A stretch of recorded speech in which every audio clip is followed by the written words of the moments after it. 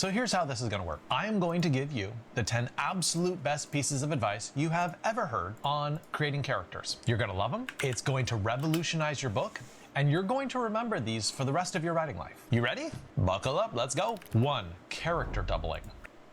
Character doubling.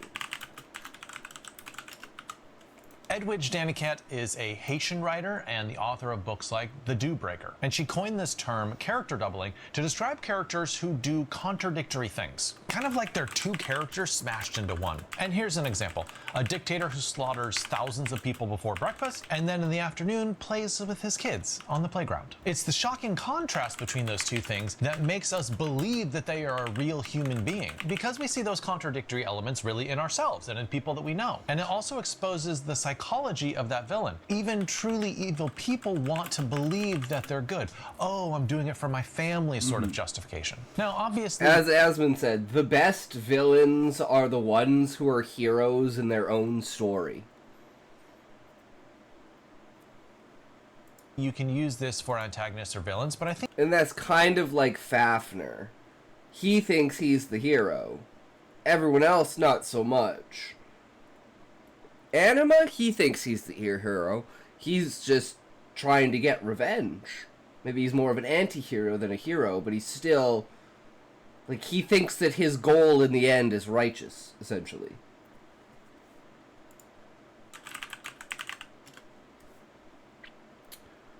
And Husai is very much like, oh, he's scientific in thought, but in action, he's very, not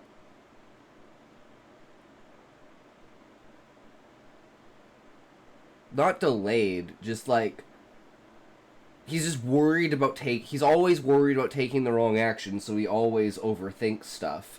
But when it really comes down to it, he has, like, he acts spontaneously without thinking sometimes. Especially, like, if he's, like, physically fighting in combat, he almost goes, like, berserker mode. And that's, like, why he's such a ferocious fighter. Plus the fact of the reason that he does that is to distract the enemy from paying attention to his footwork and his handwork, because he's consistently swapping between left hand and right hand. You can reverse it and use it for your main character as well. Have your main character be doing lots and lots of good things, and then suddenly they do something which is remarkably evil, or at least very morally gray. The second way you should be building your characters is by using something called the expertise effect. What? Okay. The expertise effect. What this means is to give your characters deep knowledge about seemingly irrelevant topics. Now, what does this do for your character building? One, well, it adds an element of unpredictability. I'm thinking about Stephen King's The Shawshank Redemption, where you have Andy Dufresne, who, in addition to being a very knowledgeable and talented banker, also has a deep knowledge of geology. And that knowledge of geology certainly helps him when he is tunneling, slowly but surely, his way out of prison. This expertise can also suggest a deeper history, because the reader is wondering, how exactly did this character develop all this knowledge? It gives them this implied backstory. For instance, let's take a look at Patrick O'Brien. That kind of be like Varius in his, like, the amount of knowledge and things that he knows about Beastman rituals, Beastman history, and everything is like, do you know, like, everything about all the Beastmen? He's like, yeah, probably, you know, I've been studying them my entire fucking life, like, it's just a fascination of mine. It's like, how does that work in with your, I guess it's like creative boost for your creativity, for your, like, songs and dances? Like, nah, I don't really do that kind of thing, because his plays are more, like,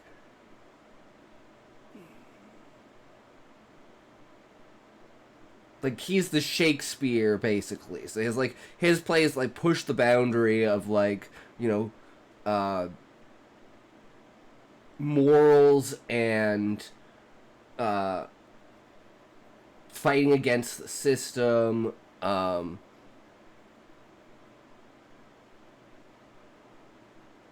know, gaining too much power, kind of stuff like that. and Commander series. We see a character, Stefan Maturin, always know a ton about anatomy because he is always dissecting all sorts of animals, from monkeys to toads to, gosh, all sorts of things, horses even. And we're fascinated by his fascination and his sort of widespread knowledge of the anatomy of all sorts of different animals. That kind of expertise just makes him into a much more interesting character. And lastly, expertise can create a cognitive dissonance that feels very true to real life. Thomas Harris wrote Silence of the Lambs, which gave us the wonderful character of Hannibal Lecter. But what's great about Hannibal Lecter is he's not just a cannibal, right? Which you would think a cannibal would be sort of this low-rent person who doesn't know much at all, but he has incredible knowledge of Renaissance artwork and Florentine architecture. His expertise is directly in contrast with what you think a cannibal would be. The third step in creating a full-blooded human on the page is to give them the tragic flaw. Tragic flaw.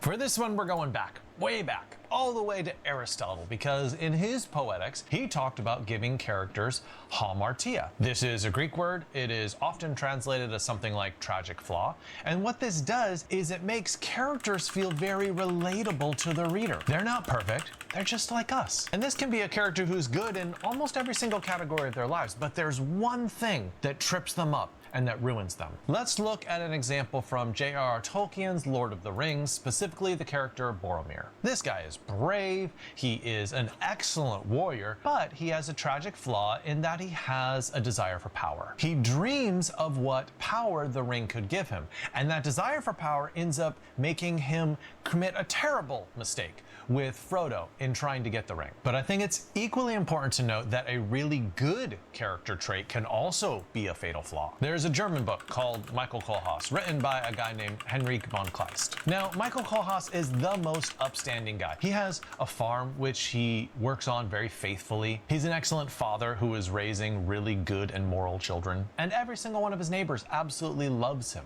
But his sense of justice, this is his fatal flaw, turns him into a robber and a murderer. I love that something you would normally think of as being a really positive thing, a sense of justice, can, in some circumstances, lead your character or your protagonist to do awful things. The fourth step in creating an amazing character is the wrong memory technique. This technique is about characters misremembering their past and then what that wrong memory says about them as a character. So I did my MFA at the University of Southern California, and we once had a speaker come who had written an anti-memoir. And Welcome back, book.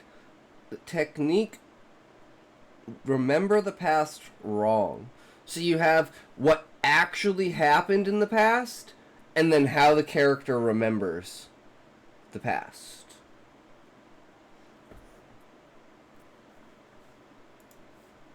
he gave an example where in his memoir, he goes to this person's house and he's like, hey, I lived here when I was younger. I grew up in this house. I spent 20 years of my life here. Can I look around? So they spend an hour showing him all around the house, and like he's really reliving all these memories. And then at the You know those kiosks that vend out scratch tickets? We need to do that with gift cards too. You enter all the information into the kiosk for the gift card you want to buy, apply any coupon deal card, then pay, and only then would the kiosk program and vend the card. Some more gift card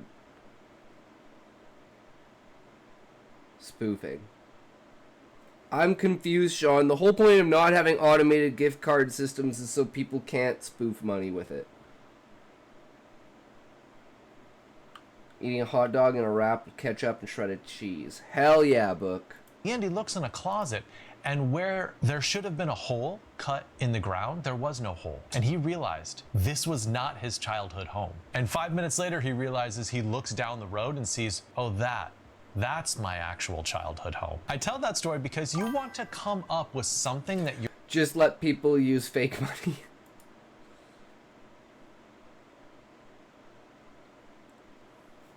your character misremembers, and then find an opportunity for someone else to correct their errant memory. But what I think is really key is you need a why. Why would they Marissa Furry, welcome, welcome. How's it going? Are you a writer? Are you a reader? Are you an enjoyer of spreading ideas and creative thought and using your imagination? No more, lol. People will open the packaging and steal all the information off the card, and then when you activate the card, their computer auto-spends the money before your gift receipt can do so.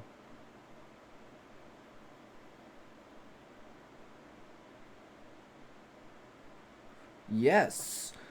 Awesome. What do you write? What is your genre? What do you enjoy? I kind of write pretty much everything. I'm writing a Final Fantasy inspired novel and a bunch of short stories. Like today we're doing a scientific medical mystery about left-handed chiral clones.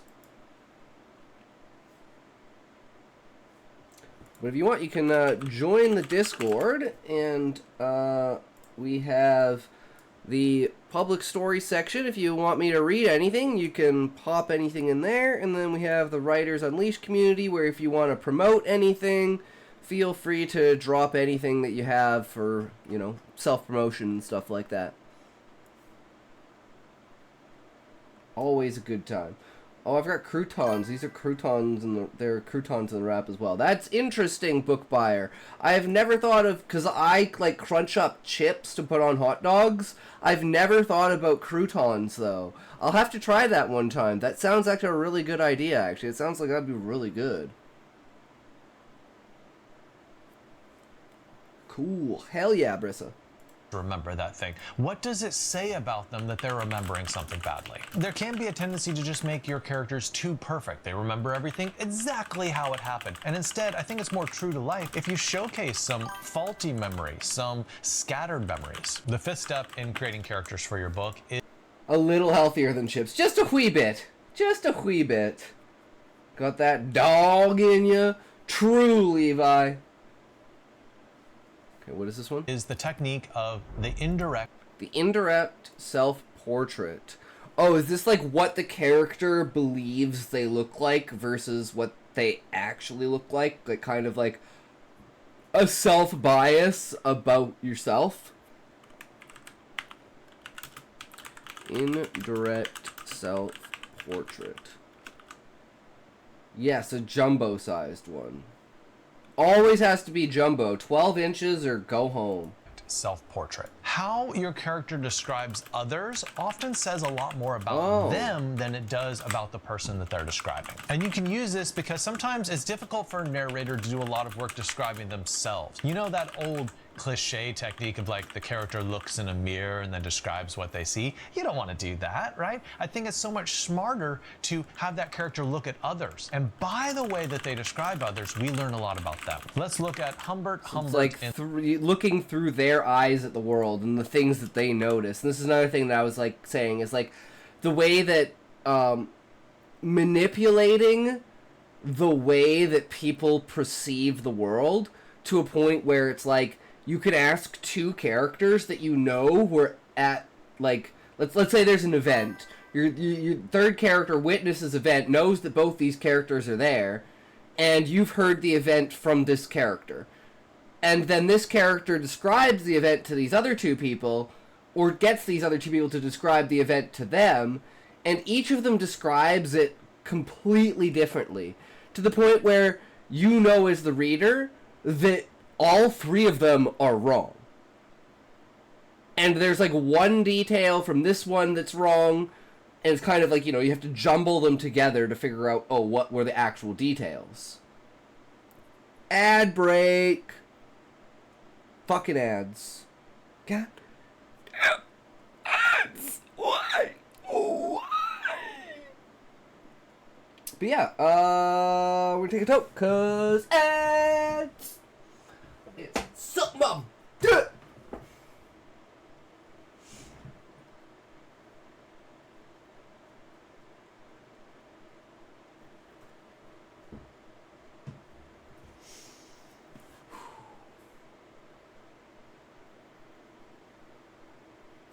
But for all you G's out there, fuck you.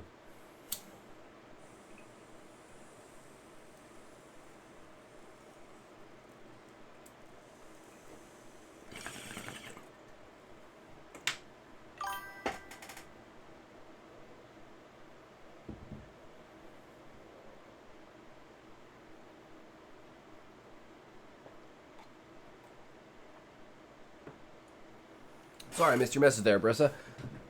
Day is going great. We are here. We are ready.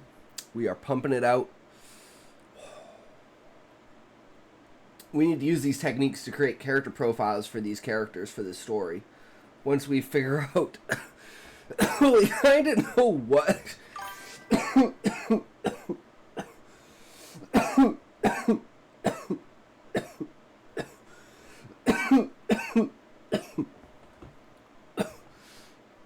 Fun fact, multiple accounts of the same event describing things the same way can be a very good indicator they've agreed on a lie. Oh, that's an interesting subtext there, Levi. I like that. Obviously it's not true because everyone's saying the same thing happened. And no one ever says the same thing happens. Hot dog has been devoured. Hell yeah, book.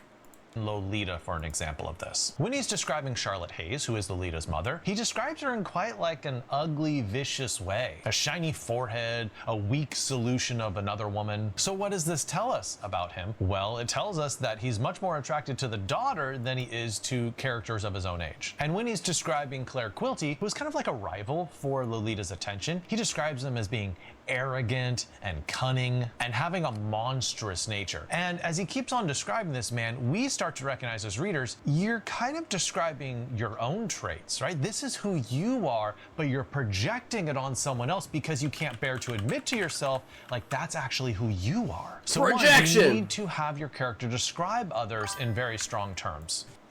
One question, I think drawing is harder, in my opinion. Well, it's two completely different things, right? It takes two completely different types of skills. But both take quite a bit of imagination and creativity, right? Unless, like, in both cases, like, you're tracing or copying or using, like, inspiration for, like, you know, imitation. Yes, one is more technical and one is more abstract. Yeah, exactly. But that also comes down to the personality that you have, right? And what are your strengths, right? But we will be on our art arc.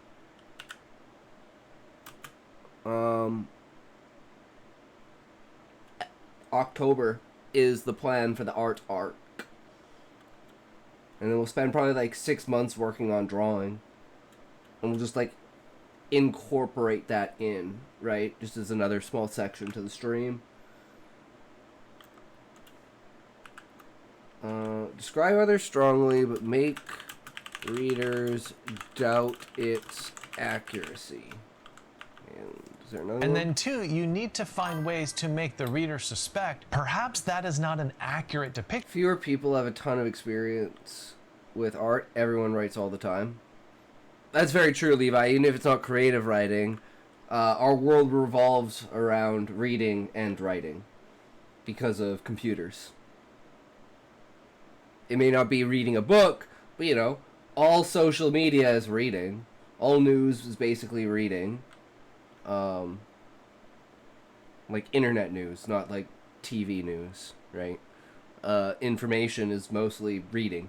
But it's all...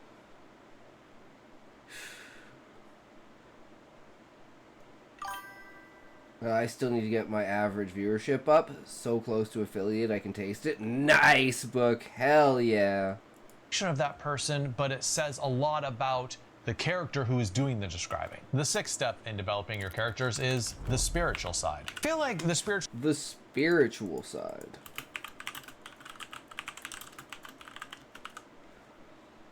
Congratulations, you're level 1, Brissa! Do you have a pet? I have a cat. Might stream again in a bit. I need to get back to it. True book.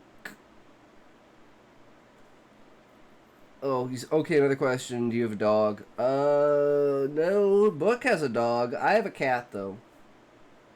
component of characters is often completely ignored or passed over, but I think it's a very essential part of who so many people are, like their very core beliefs about God and the world and like what our purpose is. When I read a book like Gilead by Marilyn Robinson, it is impossible to think about John Ames apart from his deep spirituality. It influences the way he struggles with forgiveness, with the way he wonders at just the natural world.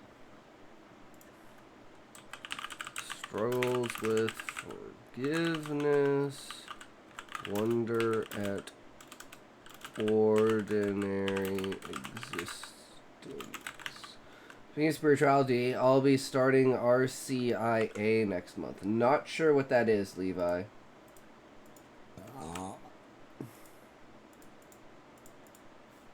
And the way he wrestles with deep theological questions like salvation. So here are 5 steps I want you to go through with your own character to determine their spiritual proclivities. First, start with their basic religious identity. Are they a dyed-in-the-wool believer, or are they only on Christmas and Easter sort of cultural believer? 2, think about their religious history. How did they grow up? What was their childhood like? What were people...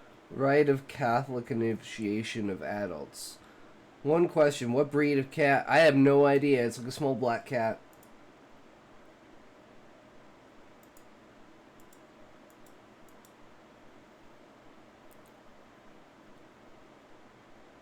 Ah. So the rite of Christian initiation of adults is a process within the Catholic Church designed for adults who seeking to become members of the Catholic Church, either through baptism or by completing some initiation into the church converting and Eucharist, confirmation in Eucharist if they were previously baptized in another Christian tradition. Interesting. Cool. If you don't know what breed, it's safe to guess American short hair or long hair, depending on the coat. It's a short hair. Some people say black cats are unlucky, but sometimes they say black cats are lucky. My cat's a black cat. Black short hair. She's got like white paws and like a white nose. She's got little boots, you know.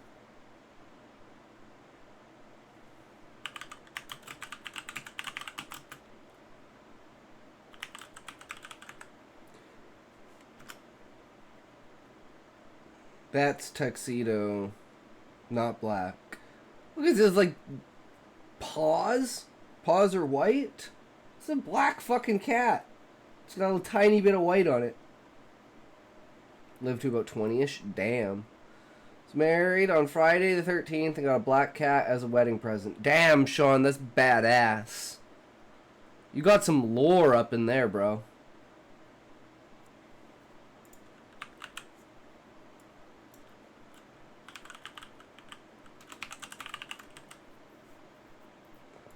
around them, what did they believe? 3, focus on how they have changed over. Sorry, Scott, but your cat is not allowed to wear dreads. Cats are obsessed with me even though I can't stand them.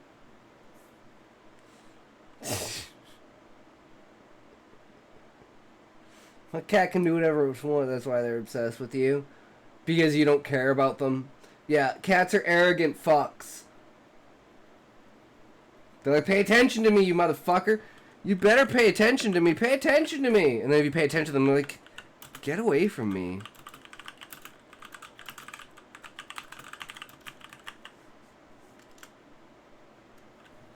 It was a lucky one, too, because it's in September. So every time 9/11 came around, emergency must get anniversary present. I had a black cat and a ginger cat, but my ginger cat died. Got ran over by a car. My black cat ran away. Damn, bro. So that's brutal, man. That's fucking brutal. Cats like people who respect their space. Also quiet people. That's why cats don't like me. My cat's talkative, and I always had talkative cats, so I talk to my cats. time? How have their spiritual beliefs evolved over decades? How has their faith changed from the faith of their childhood? 4, look for pivotal moments in their life that either bolstered their faith, perhaps they saw a miracle or something, or really challenged their faith, say they experienced something really traumatic. And 5, think about socially, who did they hang out with? Do they hang out with people who believe things exactly like they do, or do they hang out with a wide variety of people with holding a large variety of beliefs? The last thing I will say on this topic is that there are thousands, tens. My dog talks to me whenever I get her in trouble. She says sorry. Cats understand every word you say. They may choose to ignore you, but they understand. Just watch how quickly their ears perk up when you praise them.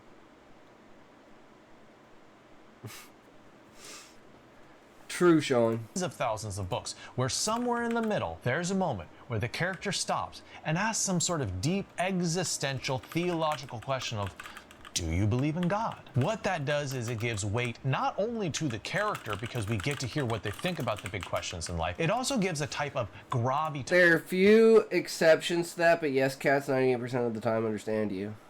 I have no idea what to do with cats. I feel like you can't just pet them like dogs. 2 dogs, a female and a male. Nice. To the book itself, because we realize that you are wrestling with the real stuff. You the admire stuff them. that really matters, the big questions. The 7th character development is kind of an exercise, praise them. and it is called the... You go, oh, it's a nice little kitty, you're so cute. Oh, look at you, you're such a nice little cat. Oh, yes, come here, you're such a good little girl. Did you work? Did you work? Anything like those? Yeah, that's right. Keep purring. You love it, don't you? Yes, you love it. That's how I treat my cat.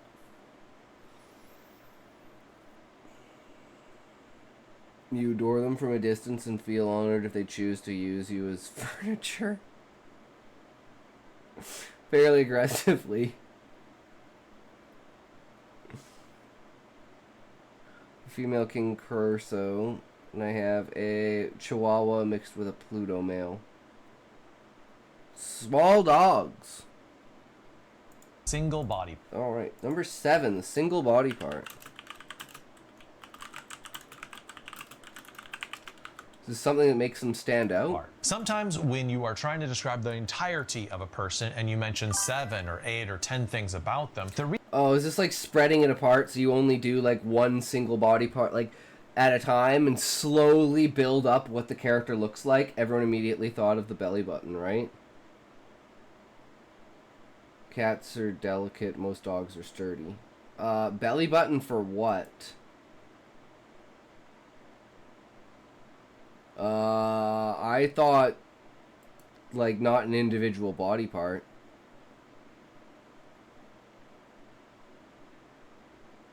I'm confused. Is that supposed to be a joke? Levi seems to be having a good time of it. I don't know, I'm just too, I don't know, that went over my head, bro. reader gets lost in the details. So what I would... Immediately after I read single body part, I thought belly button. Big dogs are sturdy, but small ones are pretty fragile. Cats famously have 9 lives. Yup. recommend is to focus on a single part of your character's body. Take some time and describe it at length. Now, if you can't come up with a singular body part, I would recommend as a default is describing the hands. Hands are wonderful. They say so much about a person. You can talk about their size. You can talk about their power. You can talk about how weathered they are. You can talk about what sort of movements they make. You want to describe those character hands in a way that gives the reader... Yes, but I've dropped my tiny Yorkies and they were absolutely fine, and dogs don't land on their feet like cats. I have a big dog and a small dog. My dog is female. Yeah, you already said that, Brissa.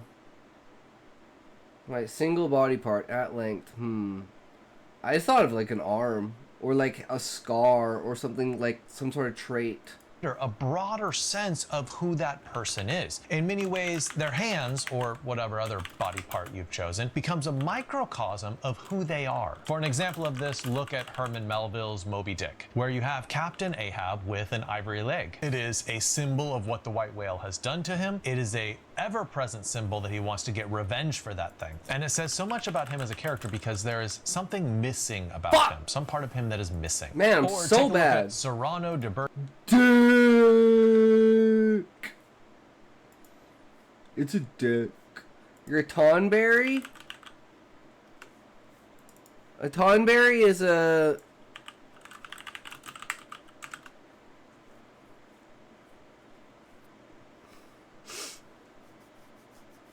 It's a creature in Final Fantasy. Little green dudes.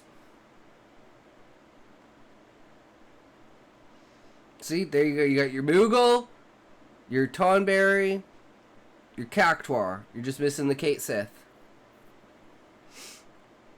Do you know they don't actually have the real Mona Lisa at Louvre?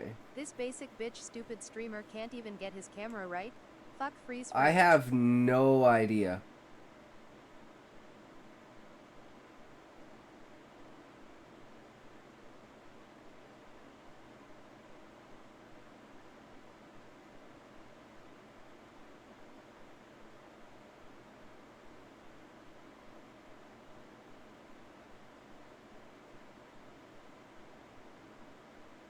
Oh, there it goes. That's the face only a mother can Jesus. love. Fuck! It's just a painting of her, apparently.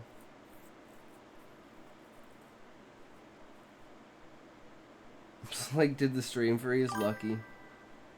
Wait, did I... Wait, what?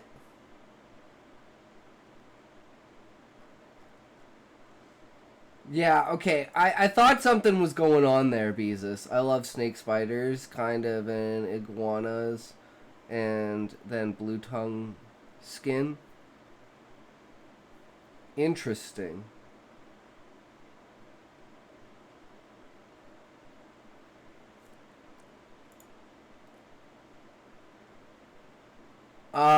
He's like, did you know they don't have the real Mona Lisa? Just a painting of her. And I was like, oh, come on, man. Seriously?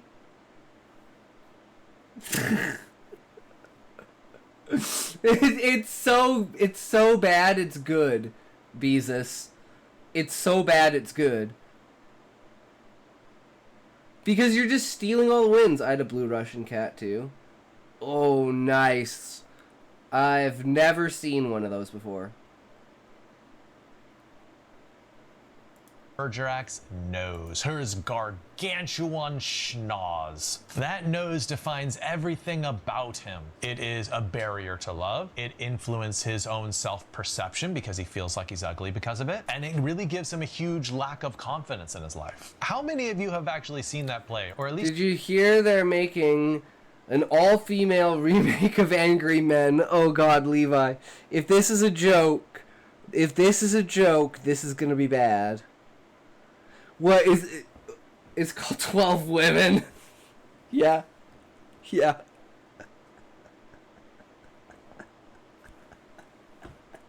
God damn it.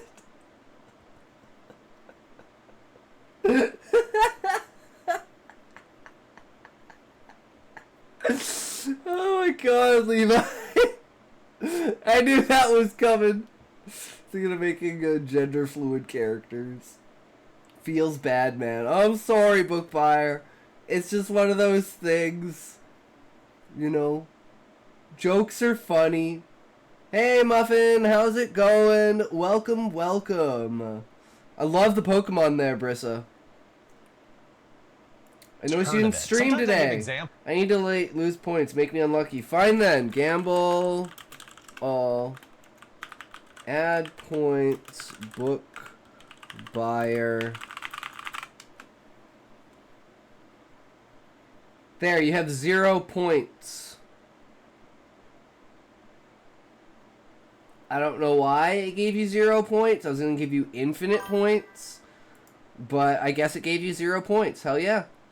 It is what it is. In these videos, and I'm like, I don't know whether anybody's getting my examples. In general, I try to give a very... Damn, 169,000. Damn, Muffin still has 466k points. That's insane. You don't have any crystalline shards.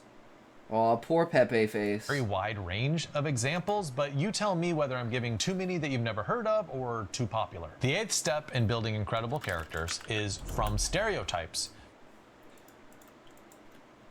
From stereotypes to archetypes. Feel like drawing, but I'm not really good at drawing. Oh, you don't have to be good, Brissa. Everyone thinks they have to be good. Have you seen, what is it? The,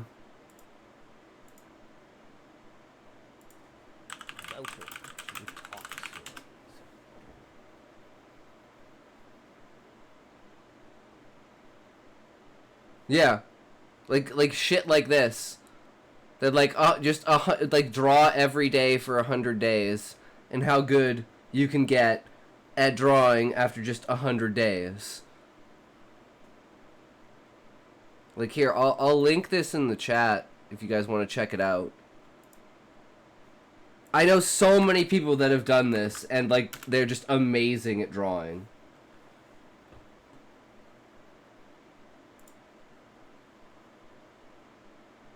But yeah, this day one is about where I'm at. Remember, you're never going to get worse, you're only going to get better.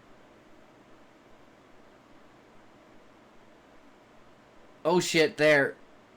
Wait, you added one? I'm so confused. Gamble all. Too fast. Try again. To archetype.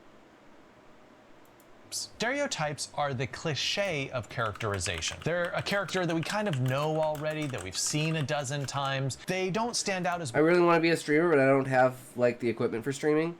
Brissa, it's not about having the equipment. You don't need the equipment. You don't really need anything. You need the will to go live. And the will to improve over time. That's all you need. Don't let not having a mic, not having a cam, not having a... You don't need a mic. You don't need a cam. They help, but you don't need them. Look at Muffin.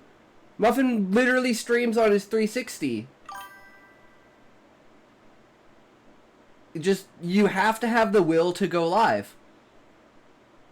Yeah, all you need is OBS. All you have to do is have the will to go live.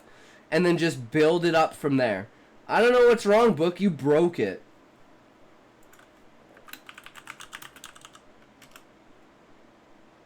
I don't have any points. I don't know what's wrong, Book. It doesn't like you. I don't know what to say. being a unique human being, they're more of like a type. Now, an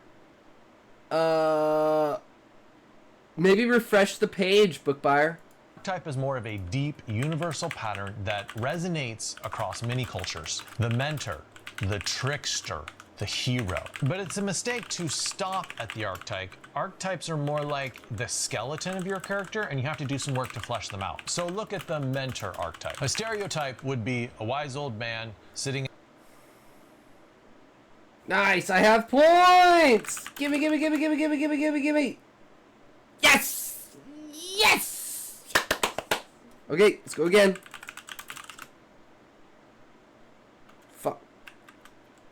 Fuck!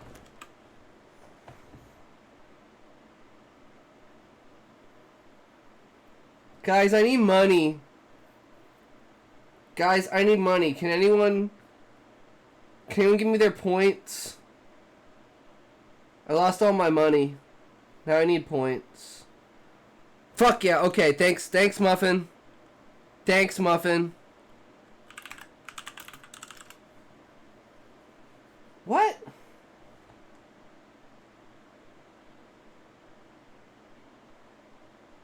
This is bullshit. I hate this game. Guys, I quit. in a Fuck cave, this. stroking his beard, Robinson cheer Dax 10. Thank you so much, Levi. Thanks for the bits, Levi. Support is much appreciated. Less than 4, less than 3, plus 1. Thank you so much for the bits, bro. I really appreciate I'm it. giving you my earth germs. I'm gonna kill you with my cold.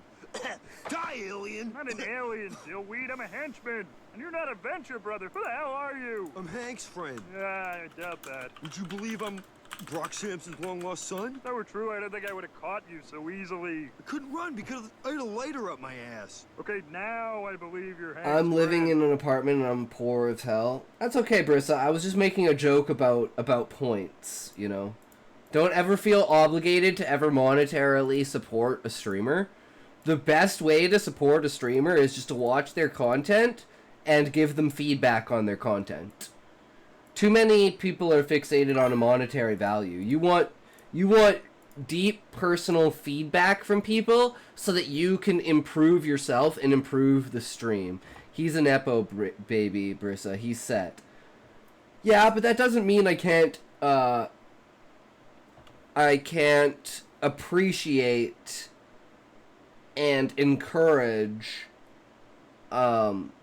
looking up in life. You know? I may not have to worry about whether I have to pay, like, I can afford to pay my bills or not. And, like, I'm very privileged in the fact that I don't have to worry about that. But, you know, I never want to belittle anyone's struggle with it, because I understand what it's like, because I spent 8 years, you know, that shit looming over my head.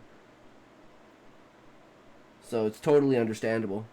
Advice. But you take that core element and transform that mentor character into a fast-talking 23-year-old who's had 8 failed companies but is a successful entrepreneur with his 9th company. It's the same archetypal role, like this is someone who's dispensing advice to your protagonist, but now it feels...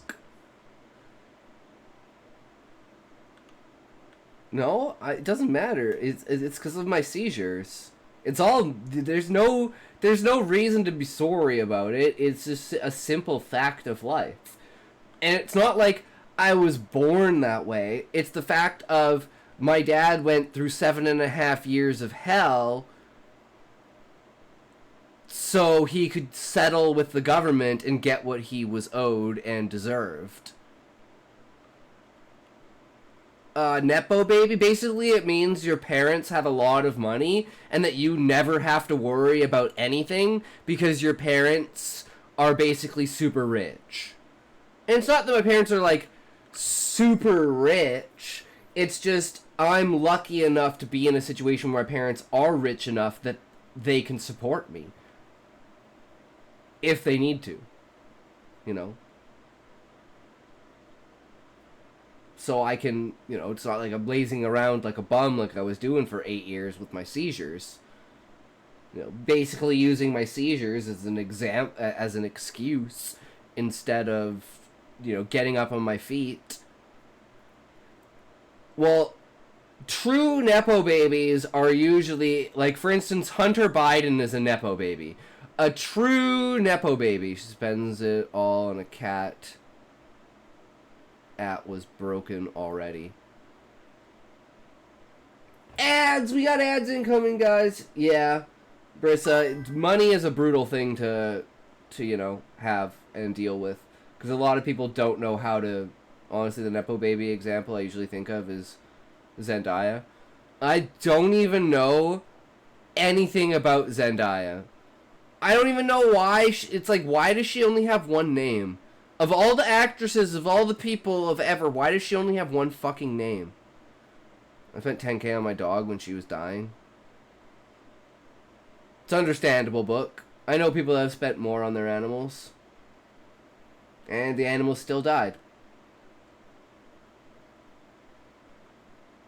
But they died of old age and not disease.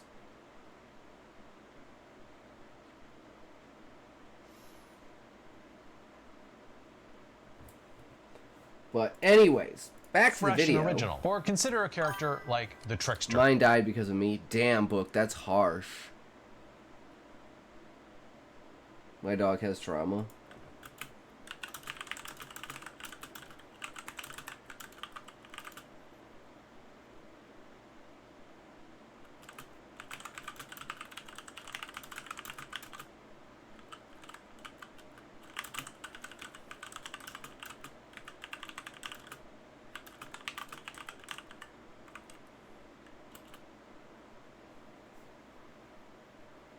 A stereotype would be a smooth-talking con artist in an expensive suit. Or you could take the trickster archetype and then transfer it into someone you wouldn't expect, like an old librarian who ends up being super sneaky and intelligent and working their way around a lot of other people. It's enough of a variation that it feels fresh and new, and you're still tapping into all those archetypal powers, but you're not making it seem as though, oh, the reader is gonna say, I've seen this 1,000 times before. All right, we got 2 more to go. The 9th step is the competence paradigm. Fucking ads. Because her brothers are basically beating her up when she didn't live with us, and the landlord doesn't let big dogs live in her apartment.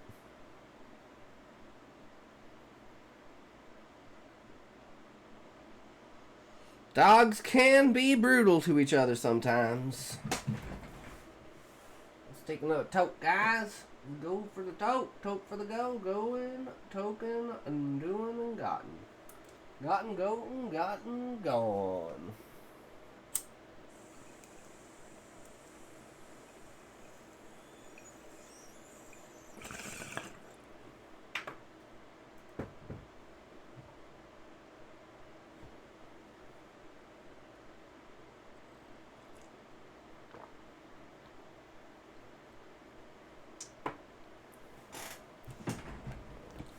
Number 9, the competence paradox. This is when your character's greatest skill actively prevents them from getting what they want. In general, it is a fantastic idea to have your character's greatest strength also be their greatest weakness. Look, one of Sherlock Holmes' greatest strengths is just this obsessive focus on details. And yet, that way his mind works leads him to a lot of drug addiction with opium and with morphine and with heroin. Yes, he's brilliant and can do so much stuff, but at the same time, he has an inability often to connect emotionally with others. Or look at Ned Stark in Game of Thrones. His greatest strength is probably like his unwavering honor and righteousness. The guy's just a really honorable dude. And yet, this is a world in which integrity and honor often aren't rewarded, and his enemies take advantage of that. And he isn't able to navigate the political intrigue. So I have 2 pieces of advice for you. 1, create situational irony. Create situational irony. Put your character into situations where their greatest strength becomes a kind of liability. And 2, a second idea is to show progressive transformation. Show how their strength slowly transitions into a kind of weakness. Or you could reverse it as well and have some sort of weakness of theirs transition into a strength. The 10th and final way that you're going to work on creating a dynamite character is to... I like big crew a lot in my life, but I want to do a live stream to talk about what I've been through. Well, I mean, it's fair enough. A lot of people are interested in other people's stories. You just got to make it sound interesting, right? You know? Some of the most popular stories on the internet are the most fucked up stories, because people love that shit. To contrast with